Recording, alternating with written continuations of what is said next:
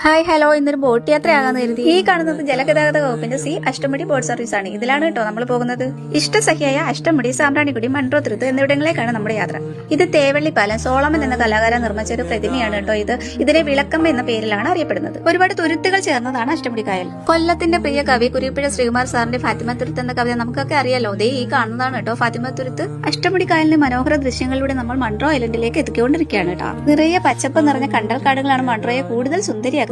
ഇവിടെ എത്തിക്കഴിഞ്ഞാൽ ചെറിയ ബോട്ടിൽ കയറിയിട്ടാണ് നമ്മുടെ ഈ കണ്ടൽക്കാടുകളുടെ ഭംഗി മുഴുവൻ നമുക്ക് ആസ്വദിക്കാൻ പറ്റും. തെളിഞ്ഞ വെയിലും തെളിഞ്ഞ ആകാശവും കായലോളങ്ങളുടെ തഴുകലും നമ്മുടെ മനസ്സിനൊരു പോസിറ്റീവ് വൈബ് തരുന്നുണ്ട്. ശരിക്കും പറഞ്ഞാൽ ഒരു കൊച്ചു ആലപ്പുഴ എന്ന് തന്നെ പറയാം.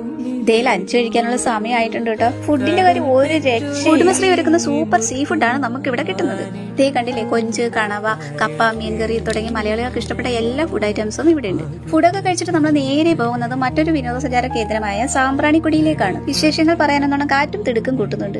കായലിന്റെ നടുവിൽ ഇറങ്ങി നടക്കുക എന്നുള്ളതാണ് കേട്ടോ ഇവിടുത്തെ പ്രത്യേകത. മനസ്സും എടുക്കാത്ത ഇനിയും തിരിച്ചു വരാൻ പ്രേരിപ്പിക്കുന്ന, മനസ്സിനും ശരീരത്തിനും കുളിർമയേകുന്ന നല്ല മനോഹരമായ ഒരു യാത്രയാണ് കേട്ടോ ഈ സാമ്പ്രാണിക്കുടിയിലേക്കുള്ളത്. ചുരുക്കി പറഞ്ഞാൽ ഈ തുരുത്തിലെ മനോഹരമായ കാഴ്ചകൾ കൂടി കണ്ടാലേ നമ്മുടെ ഈ കായൽ യാത്ര പൂർണ്ണമാവുള്ളൂ. പാട്ടും ഡാൻസും ഒക്കെ ആയിട്ട് ഇതിലെ ജീവനക്കാർ നമ്മോടൊപ്പം കൂടി ഒരുപാട് എൻജോയ്മെന്റ് തരുന്നുണ്ട്. കൂടാതെ ഇവർ നല്ല സപ്പോർട്ടും കെയറിംഗും ഒക്കെയാണ് നമുക്ക് തരുന്നത് കേട്ടോ. പുലരിയുടെ പ്രസരിപ്പിൽ തുടങ്ങിയ യാത്ര വൈകിട്ട് 4:30 സായാഹ്നത്തിന് ഭംഗിയും പേറി തിരികെ എത്തുന്നു. അപ്പൊ ഈ വെക്കേഷൻ നിങ്ങൾ വരികയല്ലേ?